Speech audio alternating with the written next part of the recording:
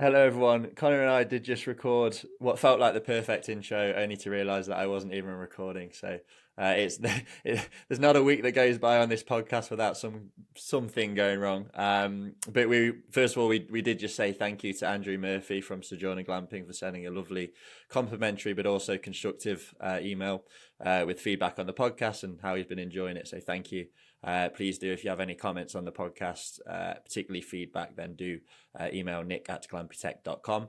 But what what we didn't just record was Connor's perfect introduction to Bolt Farm Treehouse and today's guest, Tori Bolt. So Connor, do you want to just try and rehash what you just said now that we are recording, please? Yeah, thank you, Nick. Everyone, please excuse our host. He's really new to podcasting. The record button is a very complicated part of this I've process. been spending so much time on Posh Outdoors, Connor. What can I say?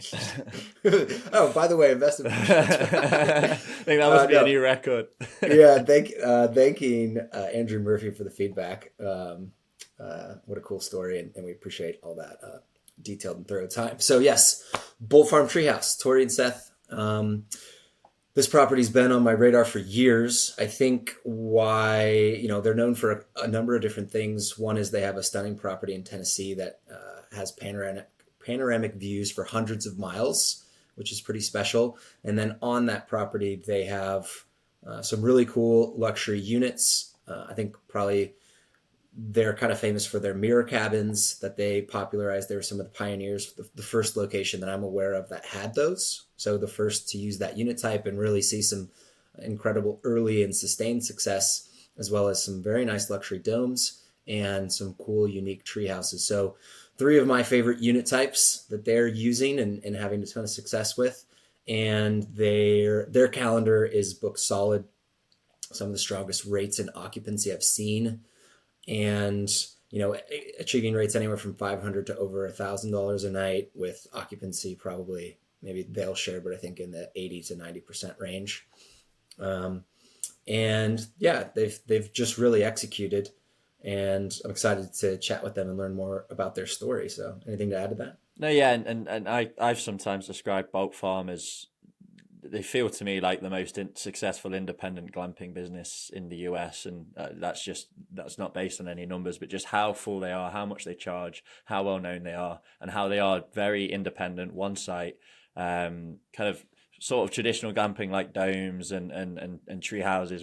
So definitely kind of they consider themselves glamping, whereas others, Ben Wolf and Isaac French, who I've just come off a podcast with, will describe themselves as kind of landscape hotels. So these to me are the most successful independent glamping business. There's a whole host of reasons which we're going to dive into, but fantastic guest experience, a real focus on that, and a real passion for that. Excellent marketing. They attract celebrities, which again we're going to get into, and there's just a whole host of factors that have gone into why they're so successful. So I'm excited to speak to Tori. We're really excited to dive into the success of Bolt Farm Treehouse. So here is Tori.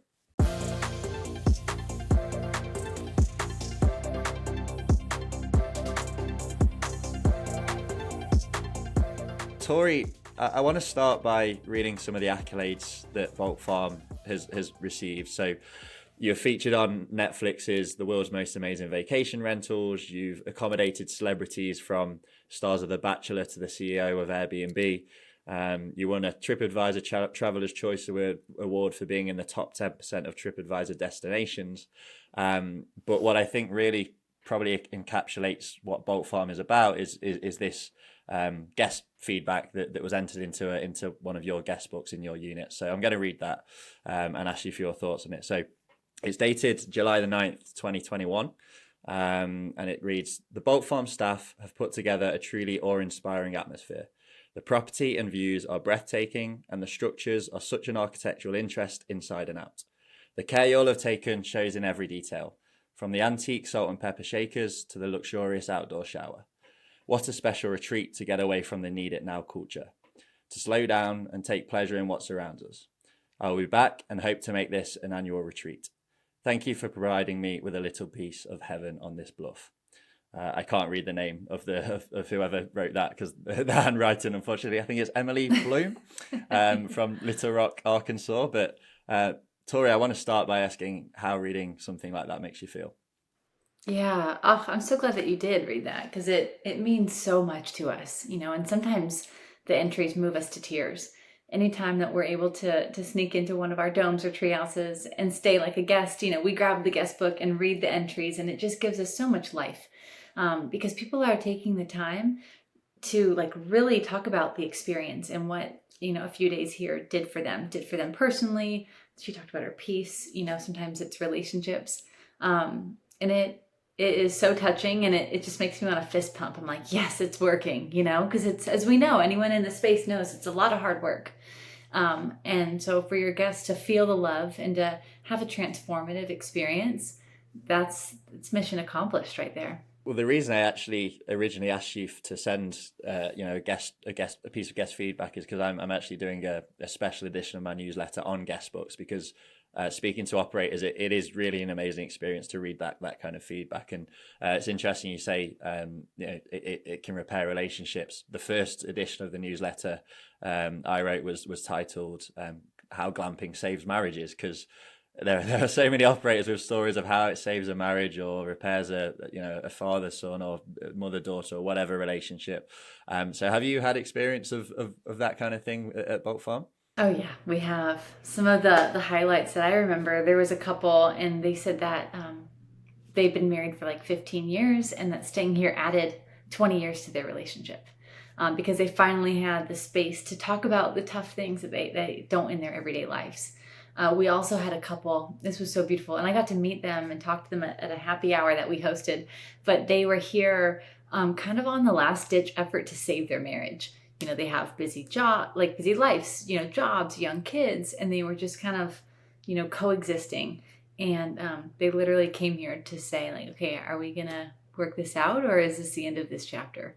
And thankfully, like, they worked it out. They fell in love and discovered their best friend again. And, testimonials like that, just, it's incredible. It's remarkable. I'm curious to know if anyone has come to a glamping site to try and repair the marriage and it's just gone horribly wrong. And there's been arguments. If anyone, they probably didn't leave a review. No. Guess what? Yeah. You ended our marriage. Oh man, I know. I was going to say, we host a lot of people who they come here for proposals. And I haven't used this in my marketing yet, but we have 100% yes success rate. So, yeah, that's the banner. Yeah. We know the kind of experience that Bolt Farm creates and how it leaves people feeling. So we should go back to the start. So could you tell us a little bit about how Bolt Farm Treehouse came to be? Yeah. So it all started with our wedding day, actually. So my husband Seth and I run Bolt Farm together. And it really started with him. So his dad is a builder. And so Seth grew up around construction, and he talked his dad into building a treehouse together. Because, this was back in, started in 2013 that he started pitching his dad on the idea, and it took him 2 years to get on board. But Airbnb was taking off. Treehouse Masters was one of the most popular shows at the time. Anyways, and so they decided, okay, let's do this. We're going to build a treehouse on the 40-acre farm where Seth grew up in South Carolina. And he met me during the process, and, he says, inspired by love, he wanted to make it a romantic, luxurious treehouse that would be worthy of our wedding day. And so he did. He just took it to the next level, and we had our wedding there and our honeymoon.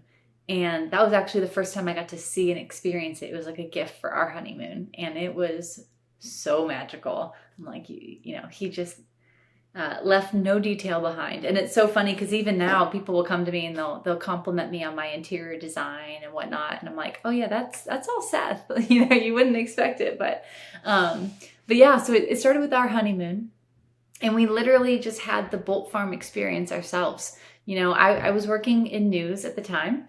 And for those who don't know, Seth also plays music. He still does with the band Need to Breathe. He's a founding member. He's been doing that for over 20 years. And so at the time, we had no idea that Bolt Farm, this would become our life's work. But we spent a few days in the treehouse as we were, brand new newlyweds. And we realized just how important environments are. They can really shape you. And the environment of the treehouse, it let us, be playful and childlike, put our phones down, disconnected from the busyness of life. And it gave us the space to dream and pray and journal about what we wanted our life to look like. the environment we would raise our future children in and whatnot. And everything was pointing to creating more spaces like this. And so that's really how it began. It began on our honeymoon, and we haven't looked back since. That is a high bar as far as wedding gifts go. Wow. I hope your girlfriend's not listening to this, Connor. I know. Yeah, me too. Oh, that's pretty special. And you obviously have expanded since that first treehouse. So do you want to tell us a little bit about what's available on site now? Yeah, so that started in South Carolina near Clemson. We now have a 55-acre property in Tennessee. It's about 2 hours outside of Nashville, 45 minutes from Chattanooga. And it's 55 mountaintop acres, gorgeous views. I cannot even do them justice with words. You have to see a picture. But we currently have 23 different villas on that property, a combination of tree houses, mere cabins, and domes. And we're expanding. We just built a treehouse spa this past year. Guests love it. Yeah. Oh my goodness. If your girlfriends or any ladies are listening, like massages, facials, hydrofacials. I mean, it's absolutely incredible. Forget girlfriends. That's Connor's dream. Yeah, right.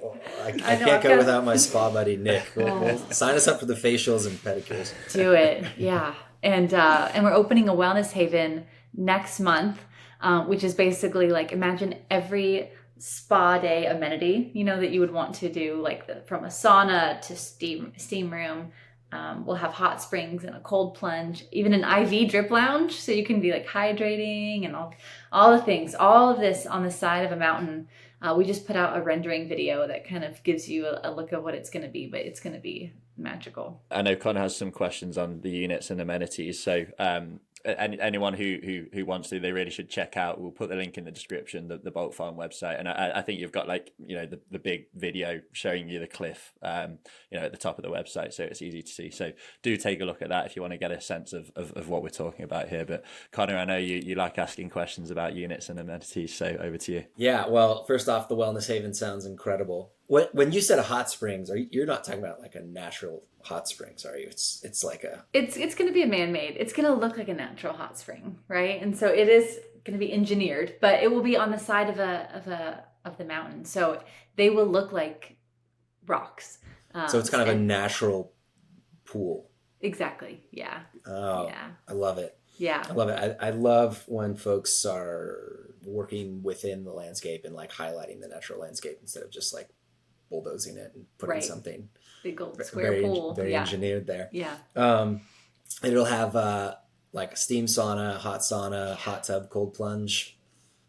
All the works. With the $1 million views. Yeah. Calm down, a view of 3 states.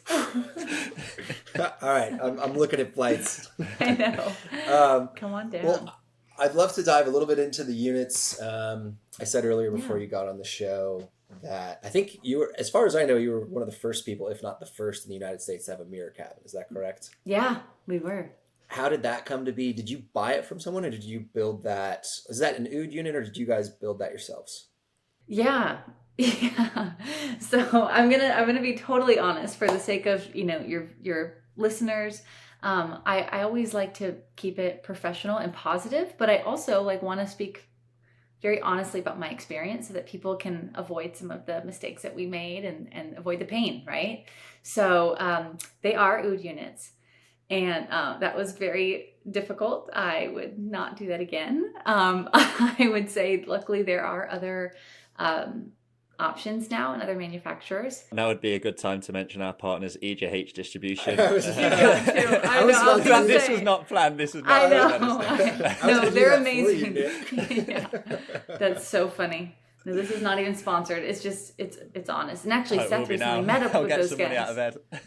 I know. Yeah. I mean, I'm going to go on a rabbit trail here, but you said you welcomed rabbit trails, right? So whether we're talking about hosts serving our guests or manufacturers serving their clients who are hosts, right? Like if you're working for the dollar and you have that top of mind as your top motivator, like it's going to show and you're not going to have great customer service and it's going to burn you. But if you truly care about giving people a wonderful experience and like just giving so much value, then like it will work itself out. The money will follow, I promise, and I think that's what we experienced Like we essentially got unusable units that we had to rip apart and rewire ourselves because they didn't pass code. And it was like, man, just take care of your people, and then we'll shout your name from the rooftops, But if you're not good to your customers, then we're going to warn others so that they don't run into that too. What year was that? That was in 2022. So Okay. we opened our mirror cabins in October of 22, and they're amazing. Guests love them. They're really, really unique. They reflect nature, and we have them on a really cool part of the property where there's, trees and rocks and waterfalls. And so just the scene on the wall is incredible. We do want to build more, and we're going to be figuring out a new path to do that. Probably also making them a little larger. I think they're like so wonderfully cozy. But a lot of people, I think, when they're making travel decisions, guests are looking at square footage that matters to them. And so that was something that we kind of learned through the process. And that's, to a wider point, I promise that wasn't planned whatsoever. But yeah, Ed from EJH, who, is my partner at Posh, and, people who have listened to this for a while will know, we've been working together for a while. One thing he's very, very conscious of, and this is something that, a lot of manufacturers are becoming more conscious of, is code is becoming more and more important. As the industry professionalizes, it's going to get a lot harder to get away with not being able to meet code. It's why we are running into issues with, canvas tents, for example, safari tents, who, find it a little bit harder, and that balance between temporary and permanent, and it's always a grey area. So I think if you are, from a developer's perspective, you have to be aware of that, and always, ask, first of all, speak to the county and figure out whether you are going to need to meet code. And second of all, just to be sure, try and work with a manufacturer who understands the code and, is going to be able to meet it, just because it will save yourself, a lot of headaches down the line. So that's kind of, we'll put in a proper EJH ad read in later down the line now. But yeah, that's just a general point that I think is becoming more and more prevalent. Yeah, and I've seen some photos of the EJH mirror units, and they look pretty sharp. So did you guys, when you got the OOD units, were they the like 200 square feet? They're pretty small, or 160? Mm-hmm. Yeah. Exactly. Gotcha. And then the hope is in the future to do something a little bit bigger based off guest feedback. A little bit bigger. Yeah. Like one of the amenities that we have in our tree houses and domes is our hand hammered copper tub. It's a tongue twister, but it's so amazing. It's oversized, so two people can comfortably be in it. And that was the one amenity we could not figure out a way to fit into the mirror cabin, but guests love it. And so we're like, okay, if we do mirror cabins again, we've got to design it around this tub, because that would, it's a must. So are you planning to add more mirror units in the future? We are, yeah. Right now we're really focused on treehouses. That's, how we started, and probably I would say like what we're most known for. So development next year looks very treehouse heavy, but there are many acres we haven't even touched yet. And so I think there are more mirror cabins in our future. Connor, Ed was showing Seth the sights of Edmonton the other day. Let's just say that. Yeah. All three of your units are my three favorite units, actually. So I love what you guys have done, because those are my favorites, particularly tree houses. I don't know if I've mentioned this on the show, but I have three brothers, and my mom used to just kick us outside every day and lock the door and say, go have fun. And with the help of our dad, and then we kind of took it upon ourselves, we ended up building a 4-story tree house that was the stuff of lore throughout the neighborhood. And it had, it was camouflage. It had a pulley system. We ran electricity. It had a rope ladder, and trapdoors. It was incredible. So I'm a huge fan, maybe from a little bit earlier scoundrel days, less so romantic wedding days. But I like to joke that I've been in the glamping industry since I was 5 for that reason. How many tree houses do you guys have on site? Are they all totally unique? Are they your most popular units from like an occupancy and ADR standpoint? Yes. Yeah. So in terms of how many we have, let's see, we've got 5 open like right this moment, and then 5 opening like in the next week or so. So that will take us to 10. And then we have an 11th treehouse, but earlier this year we transformed it into our treehouse spa, which is absolutely magical. So I guess that would be 10 treehouses with more in the works. They are our most popular. I think being featured on Netflix was a huge part of that. They showcased the honeymoon treehouse, and so I feel like that everyone just like has it on their bucket list. you asked if they're all unique or similar, and we try to build and grow with efficiencies and operations in mind. And so, like, while it would be awesome to do these one-of-a-kind tree houses, it's just not the most efficient way to scale. And so, we fell in love, and our guests fell in love with the honeymoon treehouse. And so that's what we build. And each time we build it, we reiterate. We keep asking our guests for feedback and thinking about, okay, how can we make this better? It's a 5-star experience. How can we make it a 6, 7, 8-star experience? And so we have built the honeymoon treehouse, versions of it, 4 times now. And each time it just gets that much better. And this one is going to be amazing. Just to tell you a couple amenities that are in the new ones.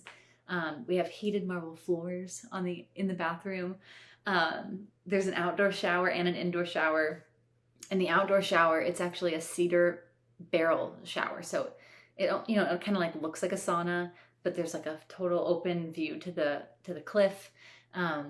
And the hot tub is made out of stone, and it looks like a castle. It's just so over the top. It's amazing. So the new tree houses will have private hot tubs and indoor showers. Yes. Yeah. And again, we say treehouse. It's hard to, if you say the word treehouse, you might just think, a few planks of wood in the trees. But go on the website, because it's not just the the exterior; it's the interior as well. They're so artfully designed, and there's I imagine there's so many secrets to uncover within each unit. So do check that out. And I'm curious as well when you're building, because there's very little kind of modular about everything. Everything seems to be a little bit unique in the inside. So how do you come up with these ideas, and then how do you actually execute, for example, a stone hot tub? Where does that come from? Yeah, so it started with Seth. He is the designer, the visionary. He's got such a creative mind, and the way that we work together is he dreams so big, and then I kind of reel him in and make sure it will be practical and under budget. So but I love the way he came up with it. For the original shape, he just said, people spend so much of their lives in boxes, right? We live in square homes and work in cubicles at his desk and all the things, and it's so boring. And so he was like, I don't want it to be a square. I want it to be a unique shape. So it's a pentagon. And the other inspiration for design was that, you just want to feel like royalty. When you're sitting in bed, you sit in bed, you're starting your day, and you reach your arms up and you just want to feel larger than life and like a king, right? And so the walls expand, the roof expands, the windows, everything is opening its arms to nature and feeling larger than life. So it's a real pain for builders because there's not a 90-degree angle in the thing. And he fought his dad for 6 months over that. He's like, are you sure we can't just make it square? That'd be so much easier. And he's like, no, we got to keep it different.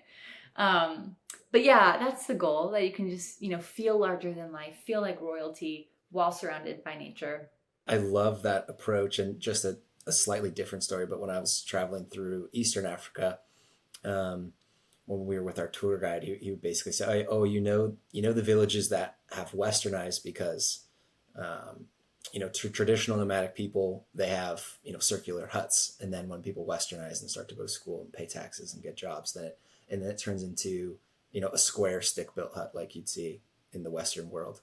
And I think there is something so interesting about as simple as adding a fifth side or using a circular room.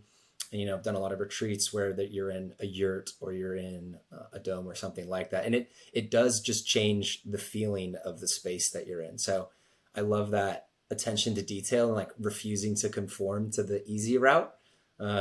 So I just love that. Nick, did you want to add a follow-up? Yeah, I'm curious as well. Yeah, as a married couple, do you restrict business talk to business hours? Are you having these conversations over a romantic dinner? How does all of that work? It's so funny. That's a great question. Working with your spouse, it's not for everyone. They say that it makes your marriage count in dog years. So even though we've been married for 8 years, it's more like 57 or whatever. But we absolutely love it. We love sharing dreams and goals and obstacles together. We don't have to catch each other up on the day because we know what we're working on. So for us, restricting it to business hours like business talk to business hours just isn't practical. Like, it's our life. This is not just a job. This is our calling. It's our God-given work. And so I recently heard the term, and I'm taking it. I really like it. Work-life blend instead of work-life balance, because it's just blended. And like, that's what it is. And so, like, our relationship always comes first. And there'll be times that we're like, hey, let's just not talk about business right now. Like, let's just only focus on us or our daughter. But usually, like, we'll be at a nice dinner on on a date night, and we're like jamming on spreadsheets and our latest occupancy goals, because that's what lights us up, So. See, I think you're very different from me. When I'm out of glamping mode, I am out of glamping mode. Like, that is me. Although sometimes I can't help the ideas come in my head, so I have to note them down. But yeah, not. I think we have different approaches to that. Well, that's really interesting from a relationship standpoint. I think, well, this is really soft and gooey, but like, I think love can be defined in one way as like gazing into each other's eyes, but it also can be defined as like looking at something together. And I think the latter is more about building something with your partner, I think oftentimes in a relationship, it's building a family or it's building a house that you live in. But to get to build a business or a really special property is almost like, its own baby in a way. So I'm sure it's not without challenges and stress, but probably very special as well. You nailed it. I love that. So when you were looking to expand, did you add any other units besides the 5 tree houses, or you're like, we want to go that direction? Let's go with the tree houses. We're not going to do more domes. We're not going to do more mirror cabins for our first, I think it's your first expansion. I mean, you've been expanding kind of the whole time. Yeah, I know. Because phase 1, we built 10. It was 8 domes and 2 tree houses. And then we did the 5 mirror cabins. And then we did 4 more tree houses, and we're about to do 5 more tree houses. So, they are in these batches. And so, we were pretty clear on, okay, we're just going to do tree houses, and I mean, don't get me wrong, when we were in like the dreaming and planning phase, it was tempting to even look into A-frames or container houses. There's so many cool things that people are building, and it's really intriguing. But I think it takes a lot of discipline and a lot of clarity to say, like, okay, this is who we are. We're not going to try to be 31 flavors. Like, what is the simplest thing? Like, how do we just do more of like what we know we're good at, like, that's just, we're creatives, but we're also very business minded, and so we're trying to like stay laser focused. And so we're like, okay, tree houses. And like, we've just been working on perfecting our process, getting it more efficient, getting it, getting costs down. And I feel like we've pretty much arrived. We're like, hey, we know what our treehouse model is. Cool. And then the same will be true for domes. When we built them here in Tennessee, that was our first time ever building domes, and they came out amazing.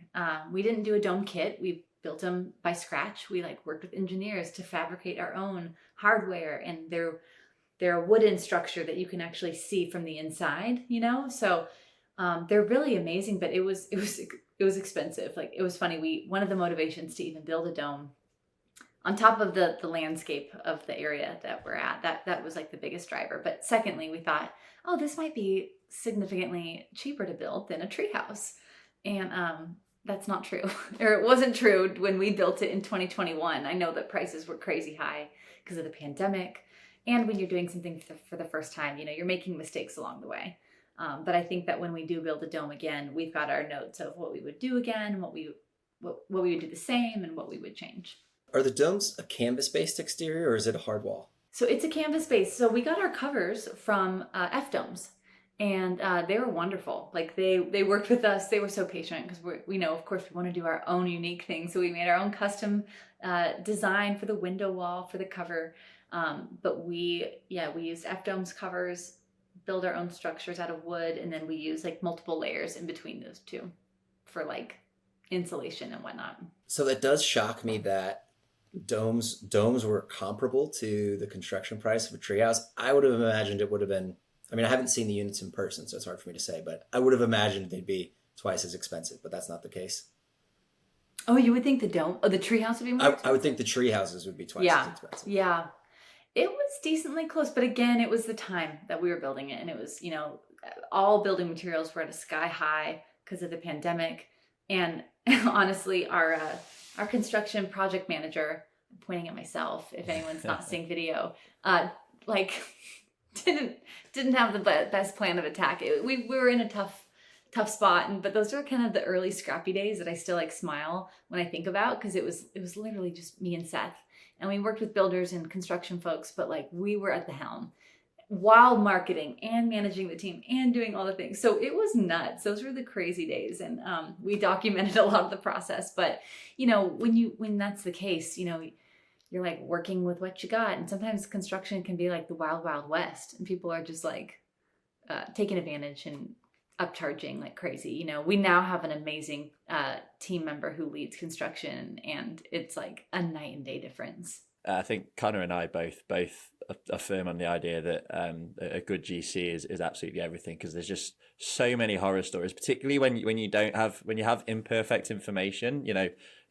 I'd like to think I know a lot about glamping, but if I was going into developing my own resort, I don't know about construction. It's just not in my wheelhouse whatsoever. So you're kind of in a position where you just have to accept everything that the GC is telling you. And even if you have niggling doubts, it's hard to be confident in your pushback because you could be completely wrong. So I think having a relationship with a good GC that you can really, really trust, I think is very, very important for anyone who isn't kind of competent in that regard. And we've actually seen that in working with lenders, is that's becoming a very important aspect of the loan application, is the banks want to know who the GC is, see the quotes, see your relationship with them, see what they've built in the past. Because in the last 2 or 3 years, having the wrong GC has torpedoed a lot of projects that I've seen. And it sounds like you guys had some horror stories as well.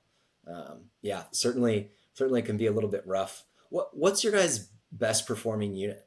Is it Treehouses? It's hard to say because we stay booked at 94% occupancy year round, and that's damn. I know. I'm like, that's such a cool answer to give. All of them.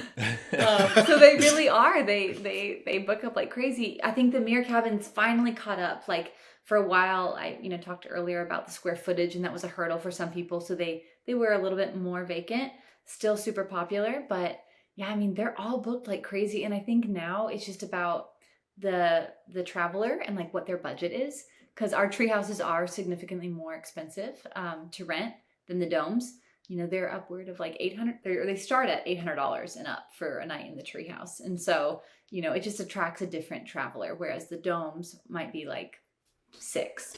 Hi, friends. This is your host, Connor Schwab at Sage Outdoor Advisory. If you're launching an outdoor hospitality project like glamping, we can help. We offer feasibility studies and appraisals. What that means is we look at your specific market and proposed business offering and complete an in-depth analysis and financial projections to make sure that your planned business will be profitable. Getting a second opinion on your proposal and forecasted financials is critical to understand before you spend years of your time and hundreds of thousands of dollars. This is particularly important if you are looking to raise money for your project from a bank or private investors. They are going to want to see this type of in-depth analysis from an independent third-party specialist in the industry. We have completed over 250 feasibility studies and appraisals in outdoor hospitality in the US in the last 4 years.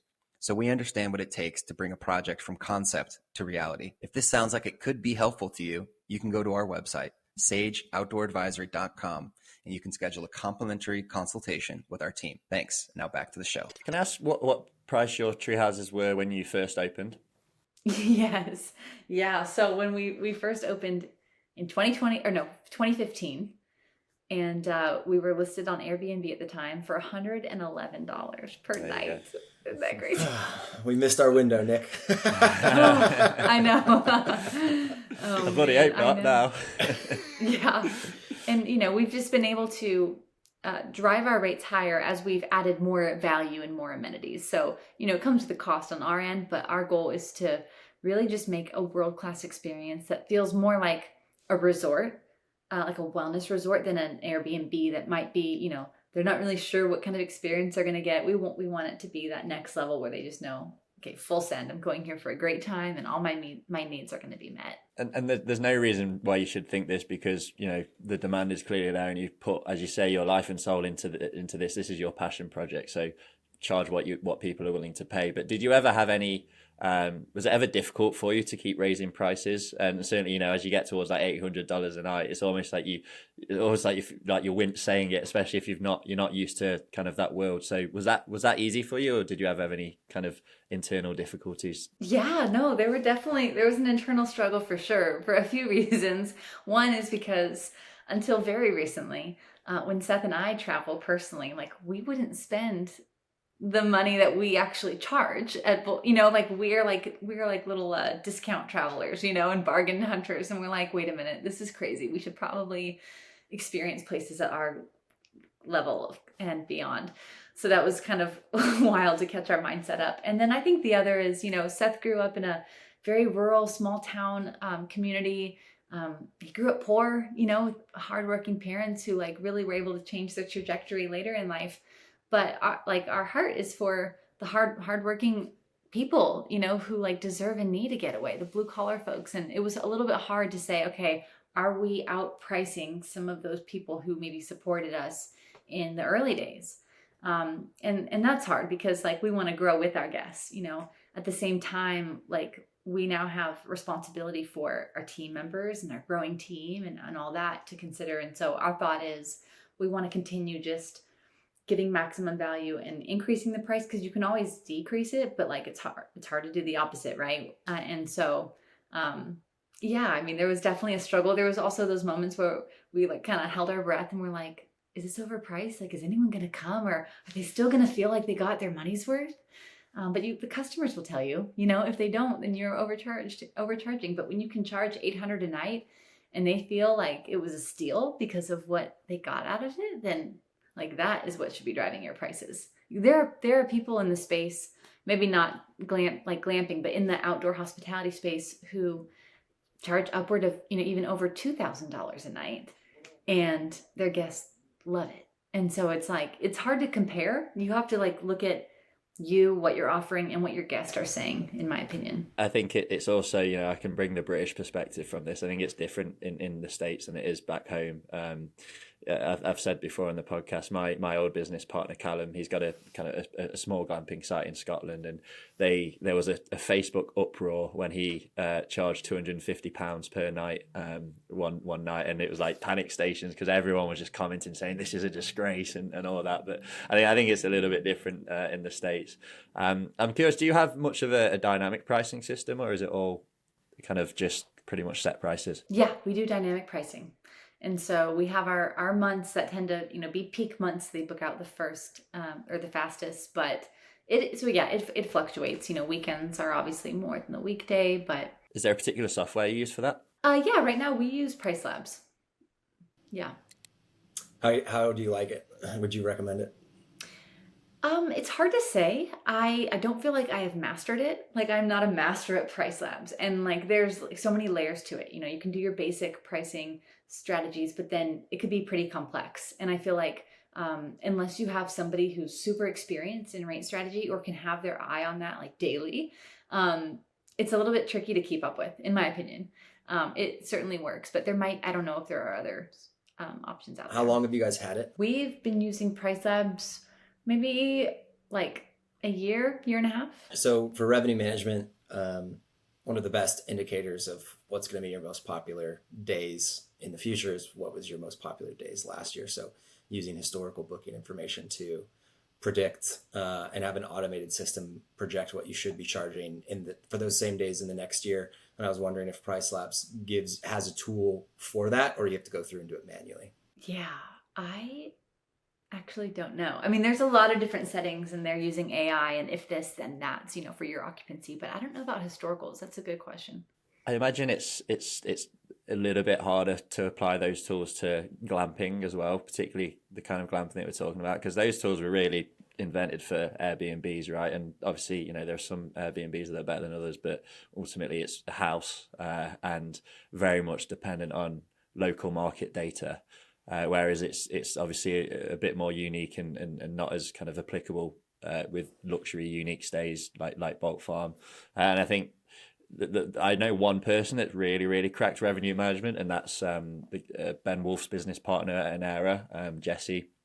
And he's kind of heading up the revenue management part of Oasis, their sister company that will be helping Posh with their sites. And he's basically just a bit of a savant who just has a knack for how that all works. And as you're right, Tori, I think, you need someone who really, really understands that it's its own art and science. And I think, just applying kind of set tools, it's always, you're never going to get quite the juice out of it as you might if you have someone that's a real true expert. So I think maybe that will change as you say AI comes into play, but at the minute it's kind of putting a square peg in a round hole right now. Yeah, and to give the listeners just a little bit of background, so revenue management tends to be its own position at a lot of hotel chains, and how it works typically in hotel is like, this is a very basic formula, but it might look at your historical years for pricing on a certain day.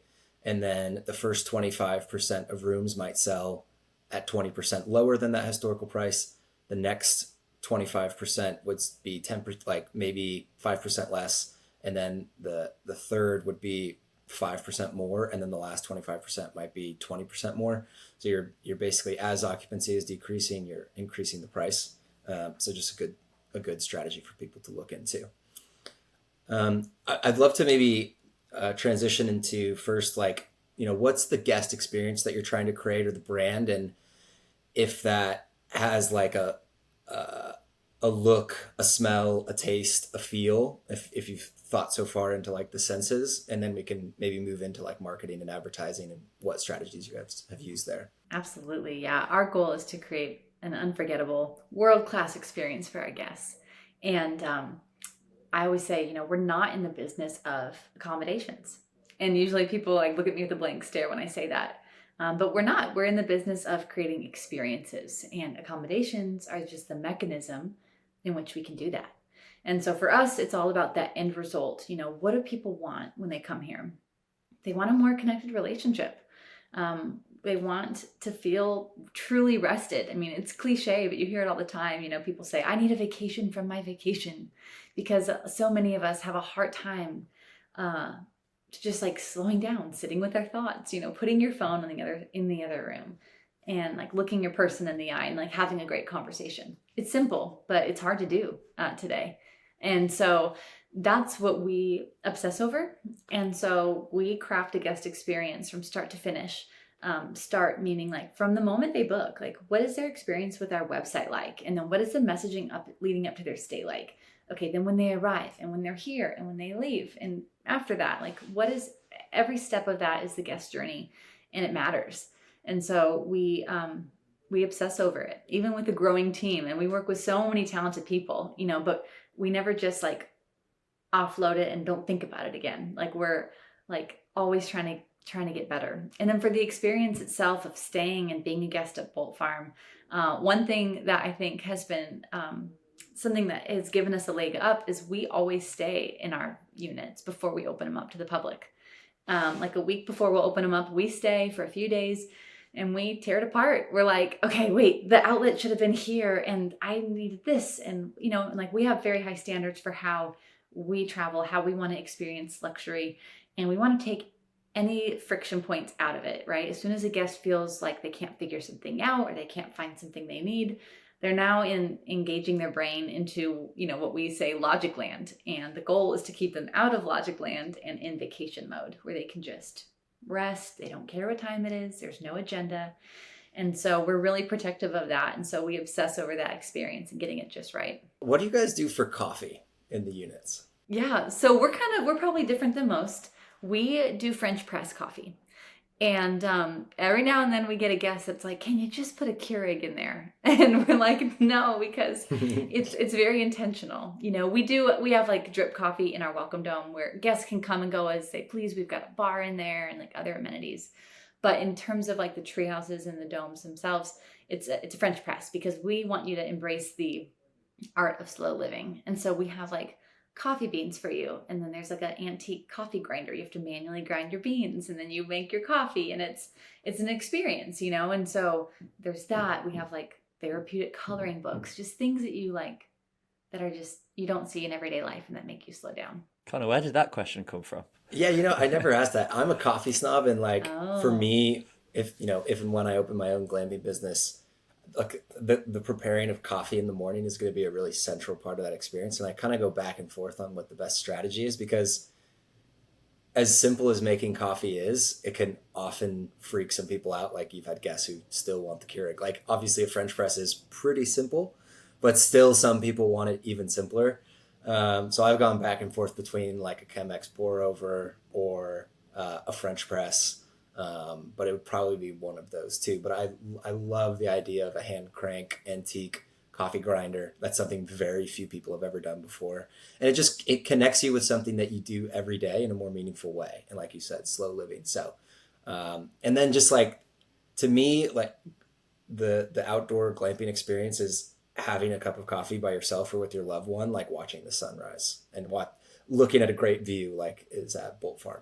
And I think that speaks to glamping's origins in camping as well. Like that's such a cool part of camping is being able to see that kind of stuff, and combining that with the luxury.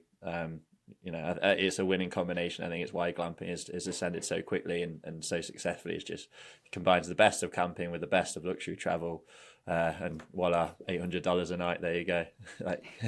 So I'd love to dive a little bit more. You guys have crushed it in marketing, advertising, particularly in terms of, I would say, organic traffic and press release through, the different, Netflix, Condé Nast Travels, different people reaching out to you wanting to do a story. Now, was that derived off you guys just creating a great product and a great experience where it was all inbound, or did you have a team, or were you focused on reaching out to some of these news outlets to let them know about your story and get them to write it? Yeah, great question. So we have not paid for PR until this year. Top of January is when we actually brought on an agency partner, and they're phenomenal. And we just saw it like go to the next level. But for, since the beginning of Bolt Farm, 2015 until 2023, we did it all organically ourselves. And it was definitely a blend of inbound and then outbound. And so I feel, super fortunate for all the inbound requests, and that is just what happens when you have a wonderful product. And also, like, I think there was a little bit of a snowball effect. In the early days, we had some like local bloggers reach out and visit, and they posted about us, and then news outlets, like local news outlets, posted about it, but then other bigger outlets see that, and then they just repeat the story, and then it's like everyone's talking about it. And so with the very first Treehouse, within like, I want to say 6 months of opening, BuzzFeed named us the best Airbnb in the state, which was crazy. And then at that point, everyone is seeing it and reaching out. And so that's the snowball effect. But on the flip side of that, yeah, I mean, even before we brought on a PR team, I would do it myself. I have a background in news, so I know how to talk to news people, what they want, just to make it efficient and easy for them. And I know, like, I try to make it as easy as possible for them. I'm like, what is the story? I'm not, you know what I mean? Like, what's the story that they're going to be writing, or what's the headline for this? And how do I just super serve them? And I would just probably spend too much time hunting down, the right people to talk to from each place and just pitching them and doing that. And it works, so you don't have to have a big budget or a team to get yourself out there. Does being mentioned in those kind of articles have a tangible effect on bookings? I think so, especially like the right articles and publications, right? And so, like, being part of a roundup of the top 10 best glamping sites, in America, that's great. But if it can be something just about you, like, whoa, you're going to really see that, right?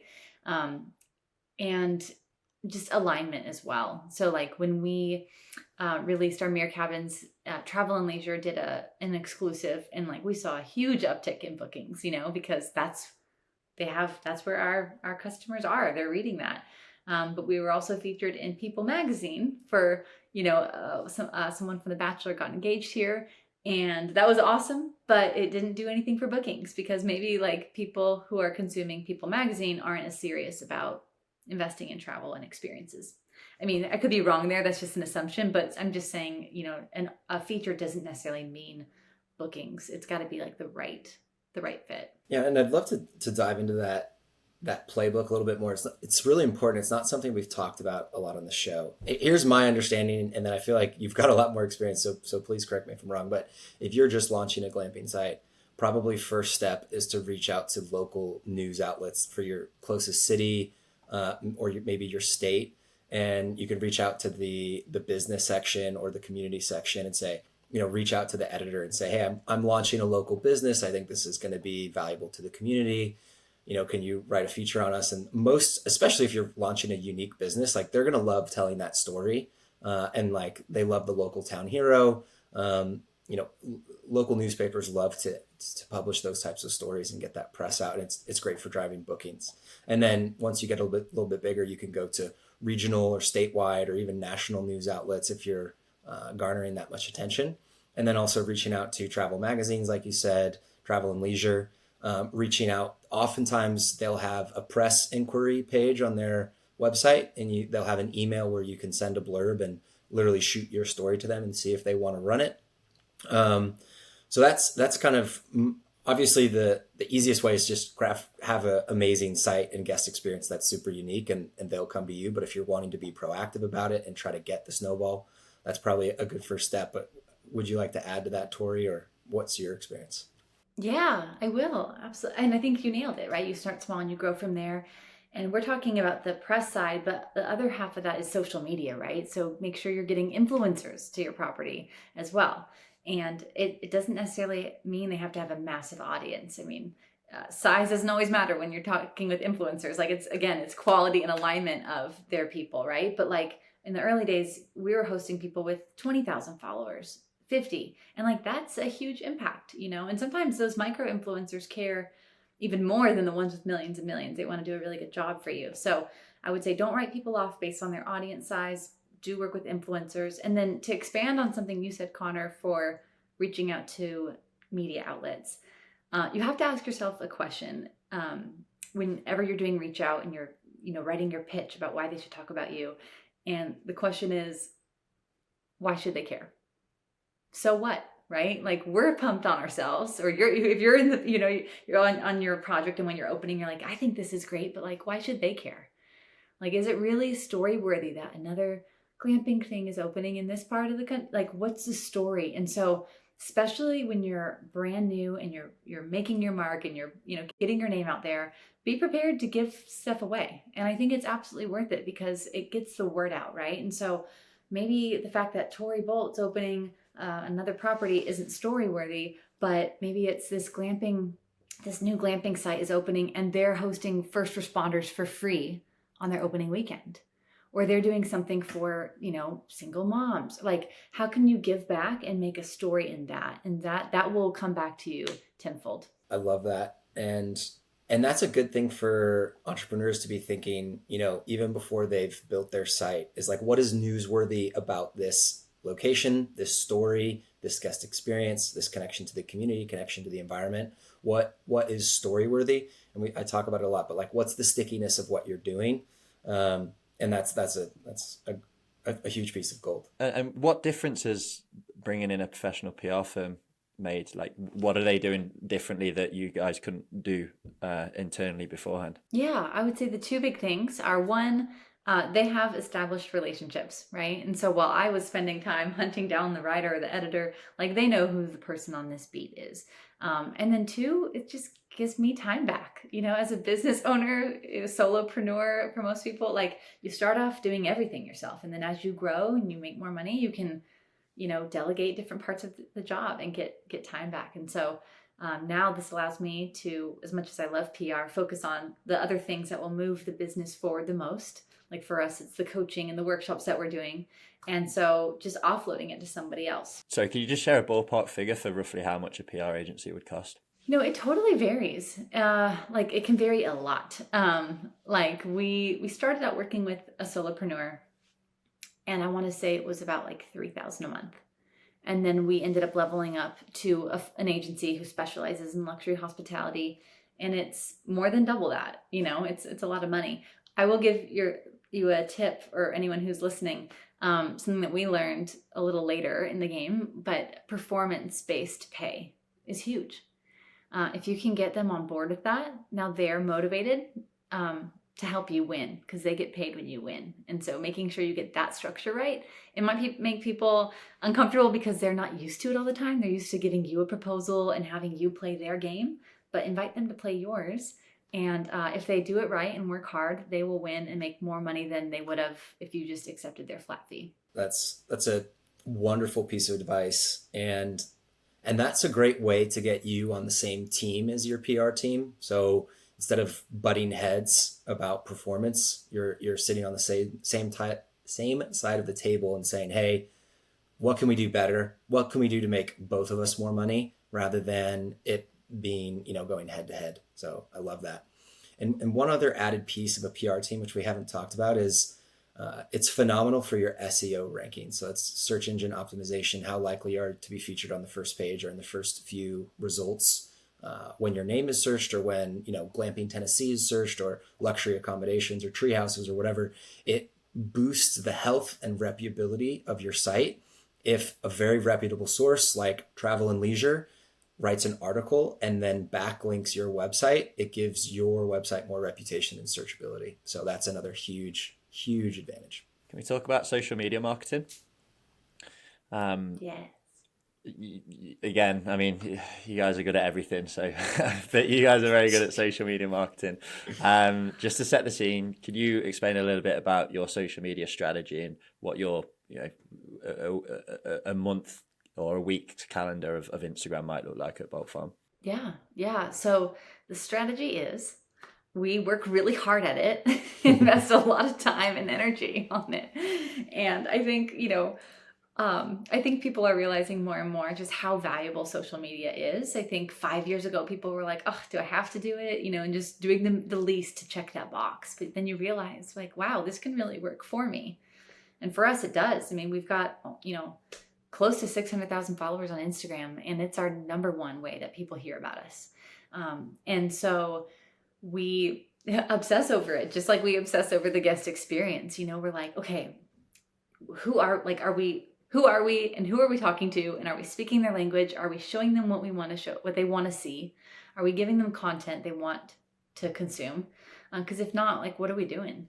And the way to figure that out, I think a lot of people sit in an isolated room and they think about, okay, well, what do my guests want to see? What do my followers want to see? We just ask them. We're like, hey, do you guys care about this or this? Do you want to see behind the scenes of a build? Do you care about the Seth and Tori story of Bolt Farm Treehouse, or do you not? Is it just about the view and accommodations? Get them engaged, ask questions, ask polls. People love to be asked their opinion, right? And so then you don't have to guess and you can give them what they're asking for.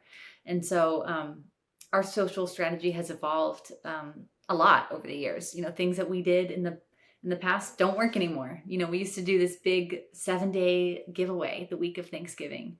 And I love the heart behind it. But it just, like, Instagram doesn't favor giveaways like it did years ago because it's just been overdone. And so you can't get comfortable doing what you've always done. You have to constantly be, learning, growing, following like the latest tricks of the algorithm. And then just being consistent, showing up, telling people your story, just being authentic. Like, don't try to be somebody else. Don't try to be Bolt Farm, like, be you, and bring people into your story. And I think they'll connect with that because people follow people, they don't follow businesses. And so, but behind every business, there is a person, right? And like, they care about your why, or they will if you bring them into it. It's funny that you've said that because the next 3 episodes that are going to come out, with this being the first, Ben and Isaac from An Hour and Live Oak next week, and then Derry Green from Secret Garden Glamping in the UK the week after. Every single one of you are all pretty founder-led businesses. All of you have your own kind of personal brands. All of you are front and center of all your marketing. And you've all said the same thing. It's, people sells, not businesses. And people, you kind of have to be a creator now. That's why we do the podcast. It's because it's, it's more effective than slapping Glam Protect and Sage branding over everything. It's, people get to know us. And it's hard to say that because I'm kind of curious as to you and Seth are very, very good on camera, right? Would you, is there a way of doing it if you're not very good on camera, that people can still kind of be really engaged with that kind of, with you or with your brand? Yeah. I mean, that's a good question. And it's tough, right? Because just because you're getting into the glamping industry doesn't necessarily mean that you want to be a social media personality or you have to be good at like that. That sucks if you have to be good on camera in order to have a successful business. So I don't know. I mean, I guess the two things that are popping in my mind right now are, one, like, well, what is being good on camera? Like, you don't have to be like super articulate, just be you, and like, be, if you're an introvert, be an introvert, but be like, hey, I'm on the job site, this is what we're doing today. And I just, like, don't overthink it. Just like talk to your camera like you're talking to a friend. I would say the second, if you're really against it and you're like, I do not want to be on social media, then that's fine. But maybe find someone who does, who works with you or for you, right? If you have somebody who runs your social media, could they not be more present and more of a visual, like a visible face that people come to recognize with your brand? It's tough. I know it gets some people out of their comfort zone. I mean, even my husband, Seth, he hasn't posted on his social media in a year. Like, he just doesn't do it. He's like, I don't have time for social. I've got my head down working, but he'll show up on camera for Bolt Farm when I rope him in. So, and you know, in terms of like us being good, I feel like that's just come over time. Like, we were really bad when we first started. I watched some of our old videos and I'm like, oh my goodness, this is so cringy, but you just get better by doing it more. I can relate so much to that because I honestly hate social media. and you know, if and when I open my own glamping business, even though I hate social media, I know it's critical. You just really have to do it. Because it's a way to connect with your guests and your audience and tell your story. You kind of answered the question in the last few minutes, but I was going to ask, you know, you mentioned you polled your guests to find out what they wanted to hear more about. And I'd be curious, was it aerial shots of the view, interiors of the units? Was it the spa and wellness? Or was a big part of it talking about you and Seth's story, the why behind it, the journey, you know, more about your guys' personality? And I'll kind of, my guess would be it's about your story, because I think people want to connect with people, and that's what they're really buying into. And I helped found Sandy Vans in San Diego, and I've worked with our marketing team a little bit, and that's one of the big things I was trying to push with my team. I was like, guys, get on camera more, talk about your stories. You know, Sandy Vans was created because we as a group of friends wanted to chase wind and waves for kiteboarding and surfing. And that's why the business was started. But you would never know that in our social media. And I was like, guys, get some videos of you being in the shop and then going surfing and then going kiteboarding, because that's the dream that you're, you know, trying to enable people to do. And that's the story that people want to buy into. But I wanted to see if I was wrong or if there's any confirmation bias there. Yeah, no, you're right. People really, they care about us and our story and our process and the building process. Like, they care about that far more than the accommodations or the amenities, even the views, you know. Behind the story and us, they care about like what's in it for them. And it's the relationship, the outcome. And so it's crazy talking about like 5 ways to strengthen your marriage, you know. Yes, at Bolt Farm.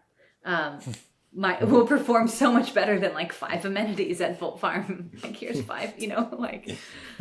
Is there, with your social media strategy, I'd be curious how you break down, you know, organic strategy versus paid social strategy and how you approach that. And then also, do you have a content schedule or like designated time in your calendar where it's like, hey, in October, we're going to talk about and highlight this, and this is the day we're going to record and shoot this content.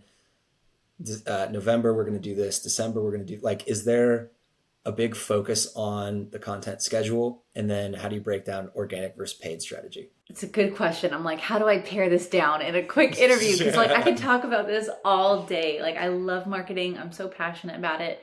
And we deep dive this at our workshops, like for like several hours, because like that, I feel like that's probably the number one thing people want to know from us is like, how did you do it with marketing and social and influencers, like all the things. But I'll give you as much as I can in just a couple minute answer. Paid social is a beast of its own. And that's also something that we didn't start really investing in until this year. So think about that, 8 years without even really doing paid. Now, we did do it here and there for like a Black Friday campaign or whatever. But the thing about paid is it can change minute to minute. And if you're not watching it carefully, like you could totally lose a lot of money. And so it's important to either learn the skill yourself or have somebody that can do it and have their hand on the lever, because it's all, you're like betting. You're betting on different pieces of content, right? And so you've got to watch that closely. I think it has potential to be a huge revenue driver. So I'm not saying you shouldn't do paid. If you're starting out, just don't feel like you must do it. For organic, there a lot goes into it, and it can be overwhelming because there's so many platforms, right? You've got Instagram, TikTok, Facebook, LinkedIn, Pinterest, X, all the things, YouTube. And we all know that you can't just have one piece of content and like paste it on all those platforms. It will tank. Each platform is different because everyone consumes content on it for a different purpose, and different people are on different platforms, and you've got to speak their language. And so it's so much work to think about, okay, even if I have this one topic or this one video, how am I going to repackage it to really meet the needs of that platform? And so in terms of like a content calendar, we have somebody on our team who does that, and she's like drafting kind of like the skeleton frame of, okay, what's important this quarter? And then knowing that like sometimes things will change. If like a great opportunity comes up, we'll make quick pivots or whatnot, but at least you have a starting point. And then like we get a ton of UGC, user generated content, from our guests that we can use. We host creators often, but then on top of that, Seth and I have like several hours a week blocked off on our calendars to film content. And so that comes from like things that we're inspired about, or what they're telling us, hey, these are the needs, film these top things on these topics, show this. So we keep it pretty loose because you want to be able to be nimble and like jump on trends, or just pivot when you see an opportunity. So I'm not a fan of having like a very rigid calendar booked out 6 weeks in advance. I know some people like pride themselves in that, but like that's just very set it and forget it. You've got to be like looking week to week on like, okay, well, what's popping off? Like what matters? Because I think another thing I see a lot of people get wrong is they just post to post. They're like, oh, I've got to post today. Let me post. So they'll post something that is meaningless. And you're just training the algorithm to not favor you and to hide your content, right? It's, in my opinion, it's better to post 2 times a week and like make it count, make it excellent, than to post every day just to do it and have like crappy numbers. Mm-hmm. It's interesting what you said about paid social being finicky and cantankerous. I love that word. And it is. In the 2 businesses where we've really leaned into paid social, it's so hard. We've gone through like 4 or 5 different paid social people. And I wouldn't say that is the hardest one to crack for consistency. And again, like the GC thing, you're going into it with less knowledge than the partner, and you kind of just have to take their word for it for a little while until you see the results. And thankfully the results for paid social are more reversible than a bad contractor, but it's still hard to tell. All right, the last thing I'd like to dive into before we talk about your mastermind course is food and beverage, and what you guys are currently doing on site, if you have any plans for the future, and just maybe walk us through your decision making. Yeah, so we started offering food to our guests this year. Before that, guests would stop on their way to the grocery store and they would cook their own meals. But we learned just from getting their feedback, they don't want to do that. They want to kick up their heels and not have to work or cook. And it's tedious to have to stop. So we provided these Bolt Farm chef-made meals, and they're really convenient. All of our units have a pizza oven, and so they can just pop it in the pizza oven and boom, it's ready. So we were really optimizing for just like ease and convenience, while also making sure it was really yummy. We have like some variety in the menu. People can, make their choices, or if they have dietary needs. And then a core staple of the Bolt Farm food experience is the DIY pizza. So like we give you a pizza kit where you can knead the dough and get messy, with your partner and like make your own pizza. And it's just fun. It's like a very simple thing, kind of like the French press, right? But it's an activity. And so pizza is a core thing of what we do. But then, we rolled out these meals, and guests are loving it. They just love being able to show up and not worry about a thing. We also have, a full bar and an in-room mini bar. And so like their needs are met. If they want a glass of wine or whatever, they don't have to leave the mountain. We're still dreaming and thinking about what the next version of food could look like for us. And, we're thinking about how we can make something really experiential and unique. And every time we're dreaming, we're thinking of like these long, like family style, long farm tables with family style dining where it's communal and you're sharing and you're talking to the people who are next to you. And so we haven't exactly cracked the nut on that yet, on how to do it in a way that is still really efficient operationally, but unique, because we're trying to figure out how to meet this guest need without opening a restaurant. Because I've heard too many people say that a restaurant tends to be the L on a P&L, and we're just trying to not play that game. On the community dinner thing, do you know Irene Wood from the Fields? Ooh, Wood from the Fields? Irene Wood. Oh. No, but I saw her speak at the glamping show. She was brilliant. We should connect you after the podcast, because Yes. she does those community dinners, and I mean, she gets incredible retention rates. So she is. We will connect you after the episode. I'd don't love worry. that. So the current offering is there's a pizza oven in each unit, which is pretty cool. And so guests can buy pre-made pizza or a do-it-yourself option. And that's the current dinner solution, correct? So they don't have to. Well, that's one meal, but then we have pre-made meals as well. So from like a Tuscan chicken or like a kind of Mexican themed, there's several different like kind of casserole style meals that you can heat up in your pizza oven. Got it. No, Okay, you're not cool. having to eat pizza 3 times a day for 3 days. it. It'd So be a it's lot of pizza. It's a pre-made meal they can cook in the pizza oven in their Yes. unit. And that extends to lunch options as well. Yeah, breakfast, lunch, and dinner. And breakfast too. Okay, Mm-hmm. cool. And I'm sure because you're a bulk farm, you package it in a really nice luxury way. So how do you actually present that to the guests? Yeah, I mean, we got very lucky with our partners. We spent a lot of time finding good small businesses that we could link arms with for this. And so like not too far from us is the oldest family-owned bakery in Tennessee. It's called Dutch Made Bakery. And it's just so sweet and cute, you know? And so it's not fancy, but it's well done, and you just feel the love. And so like we have their cinnamon rolls, and it's in this cute little tin with a little, you know, the bow around it. And so we really just let them shine. But we found people who do it really well, and it just looks very classy. Are those meals included in the price, or are they additional payment? Yeah, so for our mirror cabins, meals are included. It's baked into the price. But for domes or tree houses, it's something separate that you could purchase. Okay, cool. Yeah. And then you can get wine. You have a mini bar in your room that presumably has like beer and wine. And then can you get cocktails made at a bar? Yeah, you can. And Awesome. we do happy hour 3 nights a week on Tuesdays, Thursdays, and Saturdays. And it's so fun. We have live music.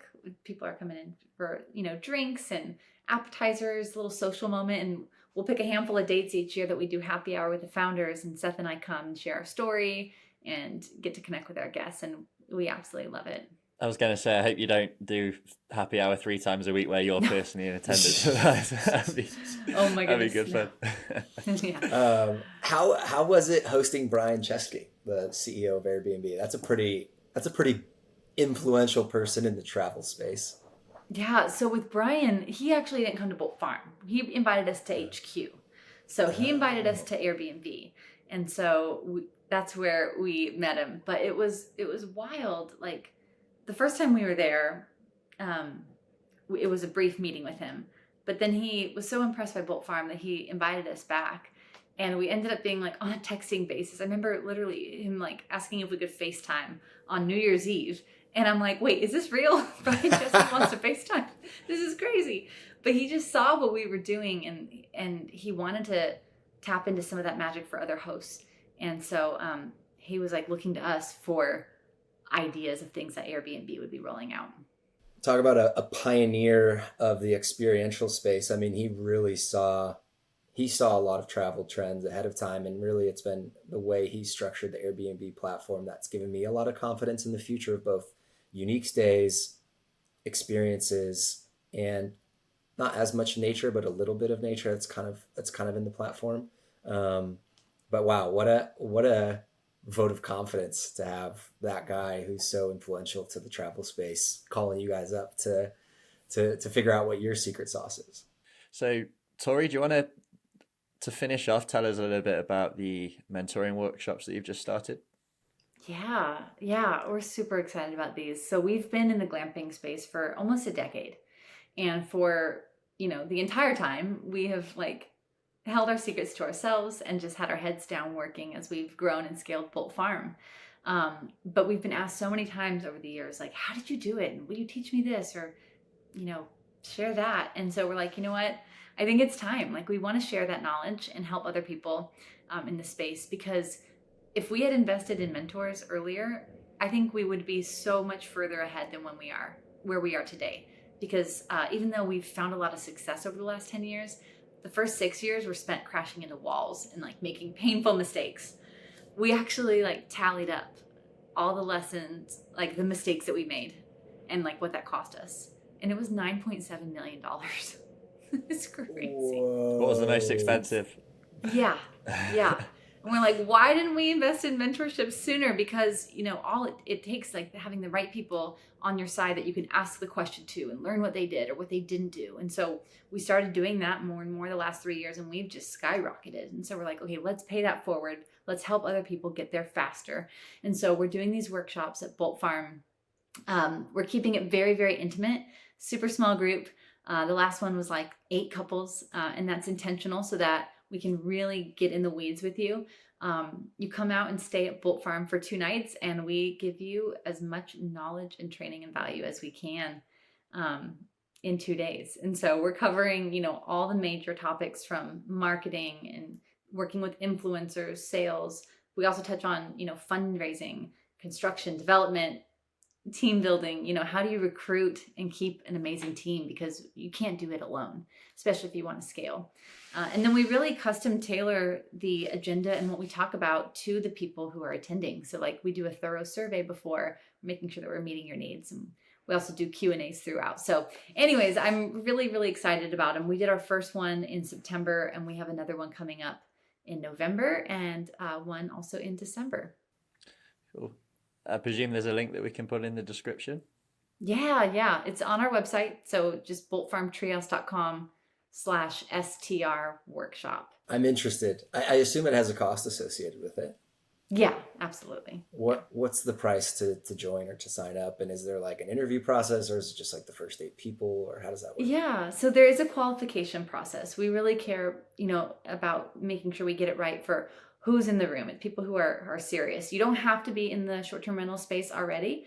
It's for people who either have a short-term rental business and they want to grow it, or those who want to start one and they want to start it on the right path. But we're looking for people who are like serious, you know, and ready to get started.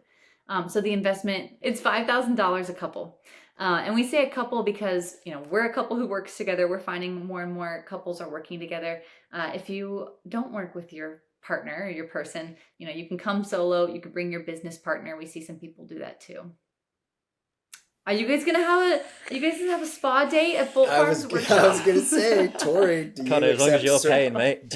Do you accept service providers who host an industry-leading podcast? We can work something out, I think. see how many people we send their way, Connor. That's today. so good. Yeah. Yeah, Nick, sounds romantic. We're overdue for a spa date. Well, what's the date of that? October? No, November. November 13th through 15th. Okay, so this episode's out on the 6th, so maybe the December one is more... That might be tight. Then December 11th through 13th. Cool. Wrapping up the year strong. Very cool. Well, go ahead, Nick. I say that link will be in the description, and let Tori know if you came from us. Just, it's nice to get some validation sometimes.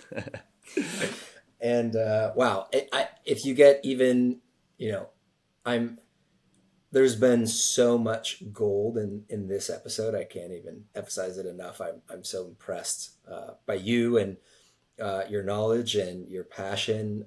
So I imagine that would be, 1, a very special and enjoyable, great stay out at Bolt Farm, but 2, the lessons learned and the insights would be phenomenal. Do you guys stay involved with any of these projects? Are there any other projects that like you're getting involved in and being more formally mentors, or like even taking equity in or expanding to different locations? What's the future horizons for you there? Yeah. Oh man, I get so excited thinking about the future. Our big picture is to go multi-site with Bolt Farm. Right now, we're just focusing on perfecting the model and fully developing our 55 acres here, seeing its max, you know, potential. And then once we feel like that is, you know, fully realized, then we'll take it and replicate it. up to this point, we have said no to so many opportunities for partnerships and investments. And like, it blows my mind some of the people that we have said no to still. But we've just tried to be so laser focused on doing our thing.